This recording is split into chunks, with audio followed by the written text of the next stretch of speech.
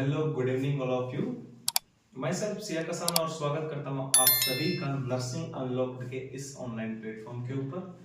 तो आज today we are discussing about the amniotic fluid. आज की जो क्लास हमारी रहने वाली है वो एमनियोटिक फ्लूइड के ऊपर रहने वाली है। ठीक है कि एमनियोटिक फ्लूइड है वो क्या होता है, उसका ओरिजिन कहाँ से होता है, क्या उसके कंपोनेंट्स कितनी वॉल्यूम में होता है, क्या उसके फंक्शंस वगैरह होते हैं, कंप्लीटली अपन लेक्चर में डिस्कस करने वाले हैं। तो शुरू करते हैं इंट्रोडक्शन पार्ट से कि एमनियोटिक फ्लूइड क्या होता है। It is a clear yellowish fluid that surround and protect foetus in uterus during pregnancy. Pregnancy के दौरान मतलब गर्भावस्था के दौरान मदर के यूट्रस के अंदर एक क्लियर या हल्का सा येलोविश कलर का फ्लूइड भरा हुआ होता है जो बेबी को ड्यूरिंग प्रेगनेंसी प्रोटेक्शन प्रोवाइड करने का काम करता है और उसी को हम एमनियोटिक फ्लूइड के नाम से जानते हैं। It is also known as liquor एमिनाई।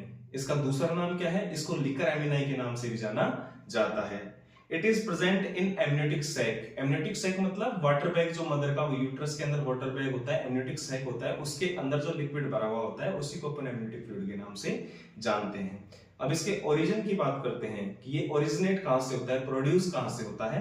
तो mixed maternal and foetal origin, माता से भी इसका प्रोडक्शन होता है और जो फीटस है, बेबी है जो मदर वूम के अंदर, उससे भी इसका प्रोडक्शन होता है। वॉल्यूम की बात करते हैं कि कितनी अमाउंट में, कितनी क्वांटिटी में ये पाया जाता है।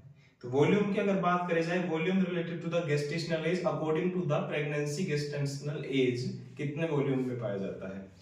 At the 12th week of pregnancy, 12 सप्ताह के दौरान लगभग 50 ml पाया जाता है।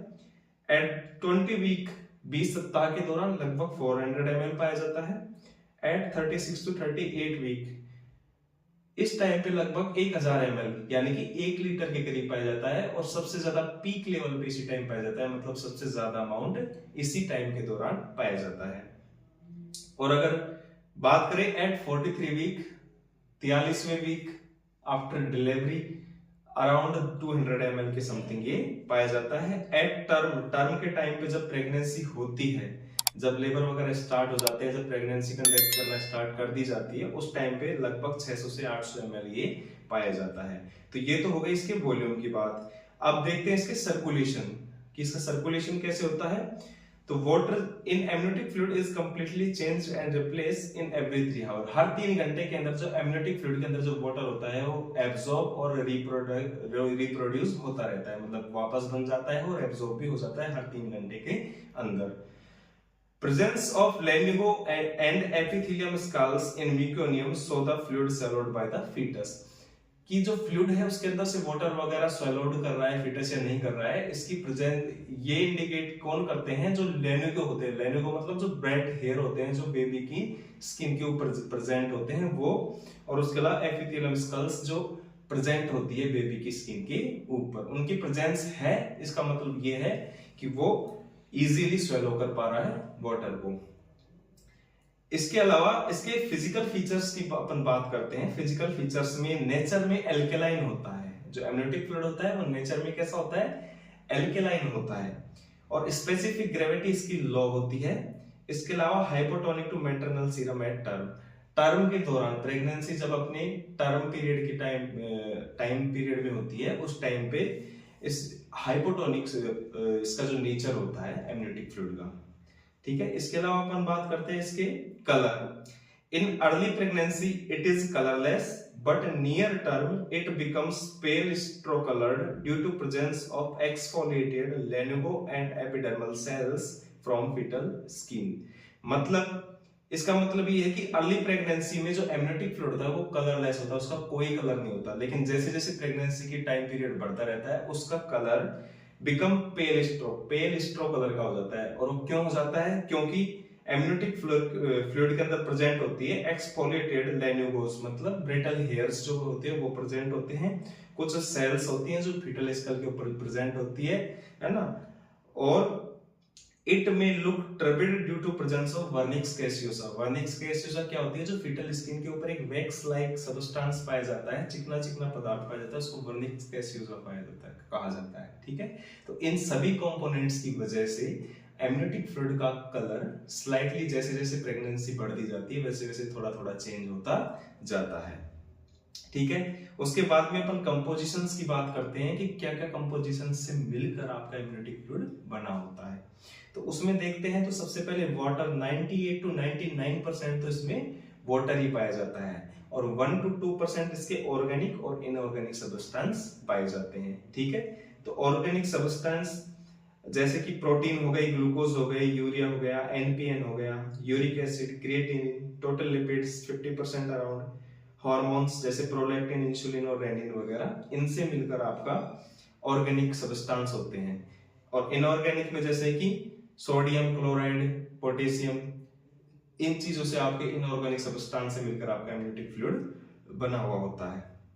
सस्पेंडेड पार्टिकल्स जैसे मैंने आपको बताया, ब्रिटल हेयर, लैमिगो वर्निस कैसियोसा वगैरह, कुछ सेल्स वगैरह बेबी फीटस स्किन के ऊपर, तो वो सारी चीजें, तो ये क्या है, इसके कॉम्पोजिशंस हैं जिनसे मिलकर के आपका इम्यूनिटिक फ्लूइड बना हुआ होता है। नेक्स्ट देखते हैं कि ड्यूरिंग प्रेगनेंसी के फंक्शंस क्या है, कि इम्यूनिटिक फ्लूइड का क्या काम है प्रेगनेंसी के दौरान।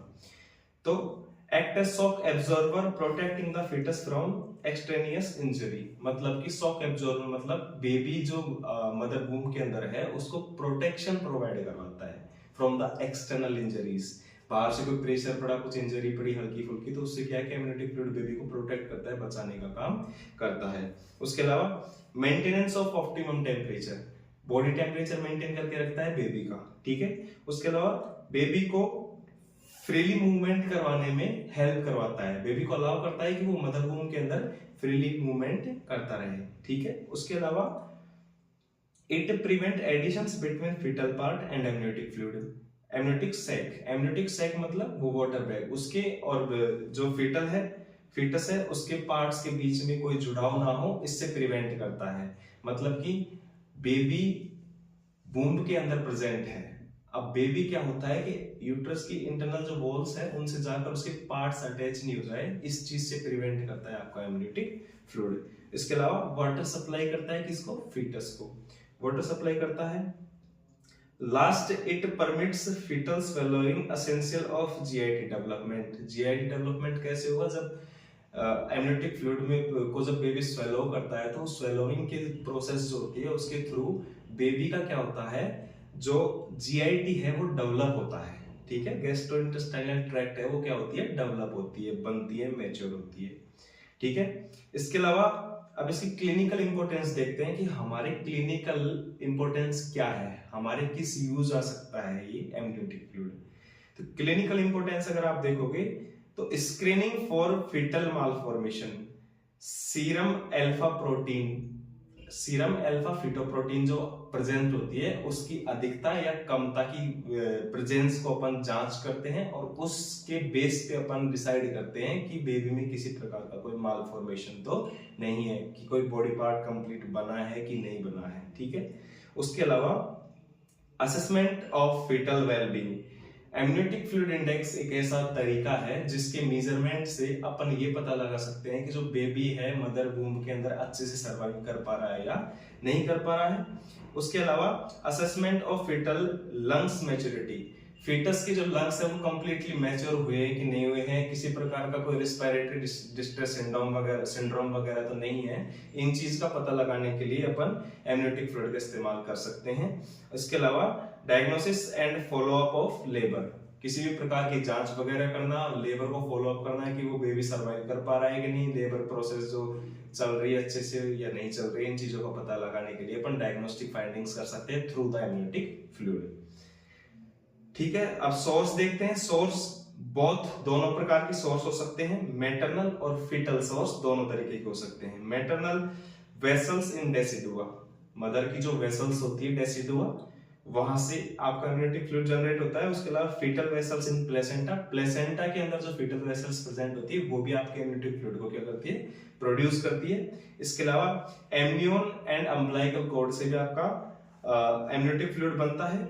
इसके अलावा foetal urine also contribution to volume up to 10th। ठीक है, तो ये आपके सोर्सेज हो गए जहां से आपका एमनियोटिक फ्लूइड बनता है। अब देखते हैं हम कि abnormal colour of amniotic fluid. Normally जैसे आपको मैंने बताया तो कलरलेस होता है स्टार्टिंग में, तो धीरे धीरे जैसे जैसे गैस्ट्रोइंटेस्टाइनल एज बढ़ती जाती है वैसे वैसे स्लाइटली येलोइश होता जाता है, ठीक है। लेकिन कुछ ऐसे कलर्स है जो अगर प्रेजेंस दिखा रहे हैं अपनी एमनियोटिक फ्लूइड में, तो वो एबनॉर्मल कैटेगरी के अंदर आ जाते हैं कि कुछ ना कुछ तो प्रॉब्लम बेबी या मदर दोनों को हो सकती है। तो कौन कौन से होते हैं? अगर एमनियोटिक फ्लूइड का कलर ग्रीन कलर का आ रहा है, इसका मतलब ये क्या है कि म्यूकोनियम स्टेन्ड है, मतलब कि बेबी ने अपना स्टूल पास आउट कर दिया है एमनियोटिक फ्लूइड के अंदर ही, ठीक है, मोशन पास आउट कर चुका है और वो म्यूकोनियम स्टेन्ड इंडिकेट करता है ग्रीन कलर। अगर बेबी एमनियोटिक फ्लूइड का जो कलर है गोल्डन कलर का है, तो वो आपके RH इनकॉम्पेटिबिलिटी को क्या करता है? इंडिकेट करता है। इसके अलावा अगर सैफ्रॉन कलर का है, सैफ्रॉन कलर है तो वो आपका पोस्ट मैच्योरिटी को इंडिकेट करता है। ग्रीनिश येलोइश या फिर सैफ्रॉन कलर क्या होता है? पोस्ट मैच्योरिटी को इंडिकेट करता है।